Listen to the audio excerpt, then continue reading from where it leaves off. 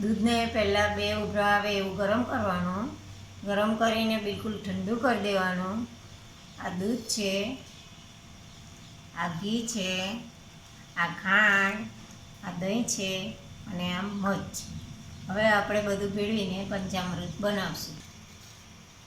દૂધ નાખીશું, પછી એમાં આપણે દહીં ભેળવીશું, એમાં આપણે ખાંડ ભેળવીશું, એમાં મધ ભેળવીશું, એમાં ઘી ઉમેરીશું.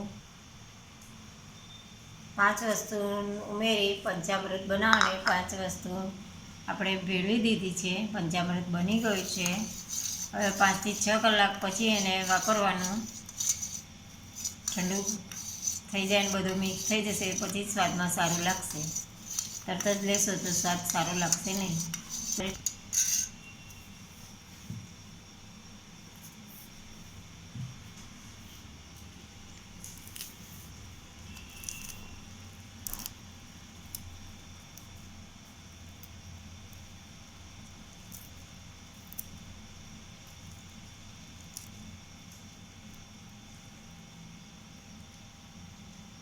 તુલસી પત્તા 2-3 પાન ધોઈને કટકા કરીને નાખી દેવા.